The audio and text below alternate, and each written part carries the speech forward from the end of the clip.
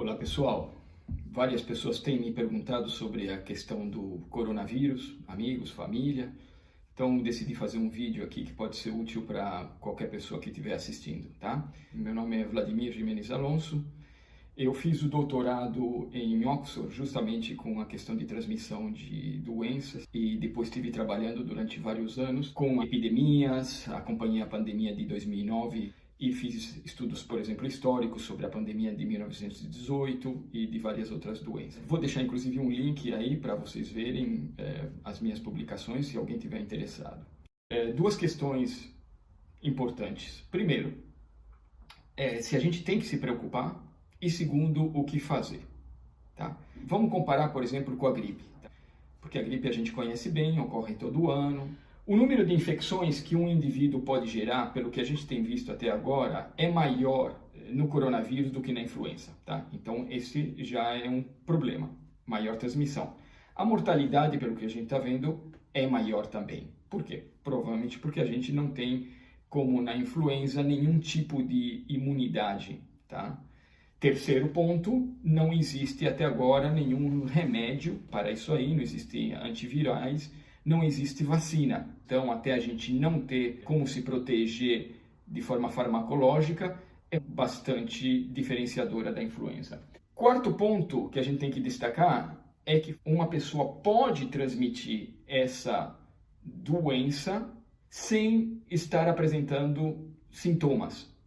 Então, medidas como tomar temperatura em aeroportos fica extremamente complicada, tá? Porque você teria que escanear a presença de vírus em todo mundo. Isso aí é complicado, a tecnologia ainda não permite fazer isso aí, nem economicamente, tá? E é, obviamente, uma doença respiratória, como a gripe. Então, tudo que a gente fala de prevenção para gripe, que não seja, obviamente, vacinas e uso de antivirais, praticamente se aplica. Então, o que fazer? Como acabei de dizer, várias das coisas que se recomenda para a gripe são válidas também. Só que a gente tem que ter em conta que várias das coisas que foram recomendadas são corretas, muitas delas não são, tá? E inclusive nós até publicamos, também vou deixar os links aqui, publicamos críticas sobre algumas das medidas que foram recomendadas. E eu vou explicar rapidamente e vocês vão entender. Por exemplo, a primeira delas, ir diretamente para o doutor quando você tem sintomas. Obviamente que se você está com uma doença que é facilmente transmissível para todo mundo que está em volta de você, então você não quer que uma pessoa com essas condições vá numa sala de espera de um hospital, num transporte público, num metrô cheio de gente, porque aí você está promovendo a difusão dessa doença. Então, medidas como a Inglaterra fez na pandemia de 2009 foram muito acertadas. A pessoa ligava e aí, se ela realmente tinha necessidade, era ou enviado, no caso, o antiviral na época, diretamente para a casa dela, através de um amigo, alguma coisa assim. E também poderia ser dadas recomendações por telefone, e se ela estivesse grave, era mandada uma ambulância, né? Então, se evitava que a pessoa estivesse transmitindo essa doença pelos locais públicos. Outra mesma recomendação que a gente escuta, né? Lave as mãos. Lavar as mãos é excelente, é ótimo, nunca ninguém vai dizer que vai falar contra isso aí. Mas a gente tem que saber que, por exemplo, se você vai e fica um tempão, 10 horas, lavando as mãos, tá? Aí você sai do banheiro, tá? Com a mão bem limpinha, bem desinfectada, etc. E você toca uma maçaneta, você mexe, segura a maçaneta da porta para sair, e essa maçaneta estava contaminada com os vírus, né? Então, imediatamente você já está com aquela mão contaminada, pronta para, se você passar ela pela tua mucosa dos olhos, do nariz, das bocas e tal, você pegar e transmitir para dentro de você o vírus, tá? Então, a recomendação correta não é essa de lavar as mãos, mas para doenças respiratórias, o que acontece é que você tem que contextualizar essa informação. Você tem que dizer assim, não toque nenhuma parte do rosto até você não ter desinfectado as mãos. Ou seja, imediatamente depois de você ter desinfectado as mãos, aí sim você pode coçar os olhos, pode mexer no nariz, pode tudo isso aí. Depois que você mexeu em superfícies, você já não sabe se tua mão está contaminada ou não, tá? Então essa é uma recomendação errada. A gente inclusive foi criticado por ter publicado essa crítica. Ah, vocês estão criticando as medidas oficiais e recomendações oficiais. Bom, aí o mundo está de ponta cabeça, né? Porque as recomendações têm que seguir os dados empíricos e a ciência. Não os científicos têm que se calar baseado nas recomendações oficiais, né? Bom, outra recomendação muito errada que teve na época, que não se aplica agora, porque agora não temos antiviral, é que não se tomasse os antivirais. Então, falavam assim, não, tem que ter muito cuidado com o uso de antiviral, olha, a responsabilidade é tua, doutor, médico e tal, porque a questão é muito complicada. E claro, os médicos ficaram com muito medo de recomendar os antivirais durante vários meses.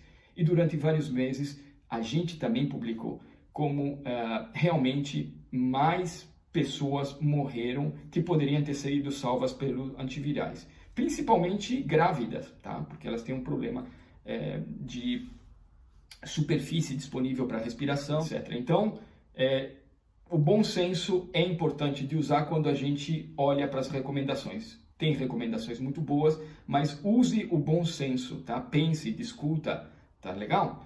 E eu vou agora sugerir 3 exercícios que se são feitos em família, podem virar até umas brincadeiras divertidas e didáticas. Primeiro, faça com a sua família, imagine que a gente tem que ficar numa cabana, num barco, tá? Isolado durante pelo menos 2 semanas.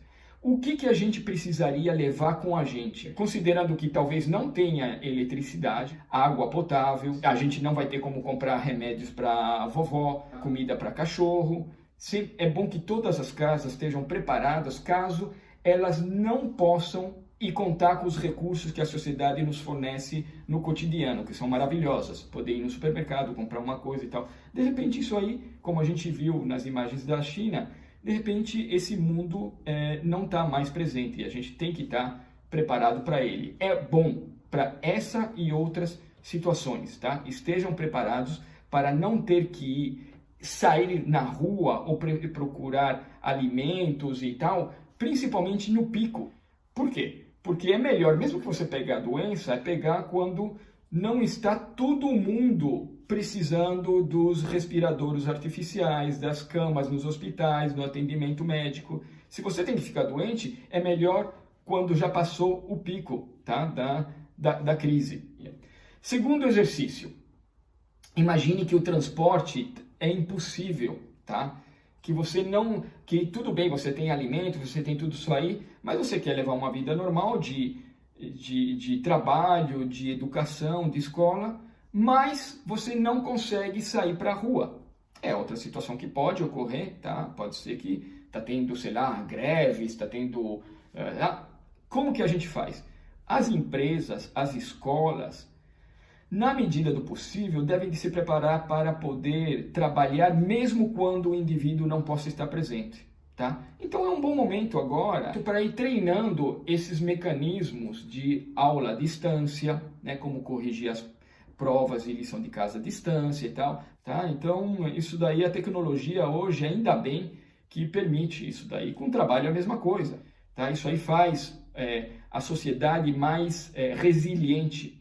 E ajuda, inclusive, aqueles que precisam mesmo estar presencialmente no trabalho, tá? Então, um policial, um bombeiro, todas essas pessoas realmente precisam ir para a rua. Mas se a gente está tirando nós da rua, a gente está diminuindo as possibilidades de, inclusive, infectar essas pessoas, tá? Então, nós não estaremos só ajudando nós, como os outros. É uma coisa também de sentido comum. Terceiro exercício mental. Imagine que qualquer um da família, tenha que tomar conta de todo o resto da família. Inclusive até, de repente, da senhora do 3º andar, que é uma pessoa idosa, mora sozinha. Como que a gente pode fazer? O que a gente pode fazer para ajudar os outros quando só nós podemos fazê-lo? Porque, igual que teve na pandemia de 1918, na realidade o que mais salvou pessoas, provavelmente, foi a capacidade de um ajudar os outros. Porque quando você está com uma gripe, todos já passamos isso aí, daquelas muito fortes, você não consegue fazer nada, você não consegue levantar, você não consegue, entendeu? Então, outra pessoa te trazendo água, te ajudando aí no banheiro, te preparando uma sopinha e tal, é o que pode salvar a maior parte dos doentes. Porque a maior parte das pessoas que manifestam os sintomas não são aqueles casos graves, que aí precisaria de hospitalização, atendimento intensivo com respiradores, a respiração artificial e tal. Não, a maioria dos casos não apresenta isso aí. Apresenta um caso como uma gripe forte, e aí realmente a ajuda das pessoas em volta é o que salva. Tá? A gente até fez um estudo interessante em 1918 em Florianópolis, que lá, por exemplo, teve menos mortalidade do que, por exemplo, em São Paulo, em Rio de Janeiro. Por quê? Porque era uma cidade pequena, né, de aproximadamente 30 mil habitantes, onde existia uma rede de solidariedade e tal maior, né? As senhoras da caridade, congregações religiosas e tal, que iam nas casas das pessoas e ajudavam. Numa cidade grande, isso é mais complexo. Então, quando existe uma rede de solidariedade, pelo que a gente viu, foi o que reduziu a taxa de mortalidade em Florianópolis. Tá? Vou deixar também o link para caso alguém estiver interessado nesse trabalho.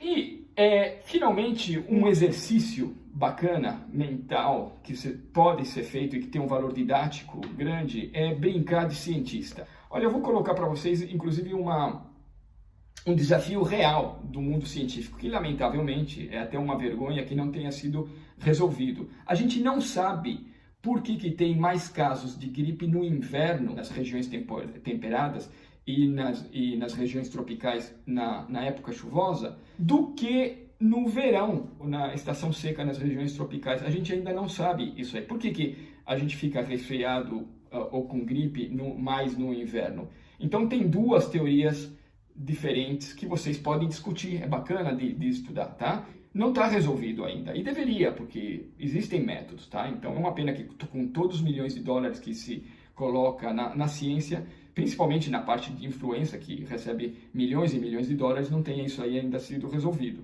tá? Que é o seguinte, tem uma teoria que diz que é porque os vírus sobrevivem mais, né, nas condições climáticas do inverno, nas superfícies, então você tem mais possibilidade de infectar. Só que aí tem que pensar na questão e aí os vírus que a gente, quando espirra, né, e outra pessoa respira. Mas enfim, tem essa teoria, e tem a outra que diz que quando você está, por exemplo, numa região, você desce de um avião e você chega, por exemplo, em Nova York, inverno, aquele frio danado e tal, e você já sente a garganta, né, aquele ar frio e gelado, na realidade o que ele está fazendo, conforme essa teoria, é criando pequenas microferidas que vão afetar a tua garganta, a mucosa da tua garganta. Ao fazer isso daí, os vírus teriam mais facilidade de entrar, porque a primeira barreira de defesa do teu organismo teria sido comprometida, né? Como se calcula uma taxa de mortalidade? A gente pode brincar, isso aí é bacana, né, do ponto de vista matemático. E depois tem questões relacionadas com os modelos de previsão. Eles podem realmente prever, tá? Então tem até um livro interessante que é na parte econômica, que é o Black Swan. Vou deixar também um link aqui para um trabalho que a gente fez relacionando isso daí com a parte epidemiológica, que pode dar discussões bem interessantes, né? Quanto que a gente pode prever, né, o clima dentro de 10, 15, 20 anos, quanto que a gente pode prever uma doença dentro o desenvolvimento dela dentro de vários meses, tá? Como que a gente pode prever a situação da economia mundial, justamente os Black Swans, tá? Como o Nassim Taleb, autor do livro, coloca, é que podem comprometer seriamente a capacidade de previsão, tá bom? Então vou ficando por aqui para não ficar longo demais e espero que possa ser de ajuda para vocês, tá bom? Um grande abraço para todos.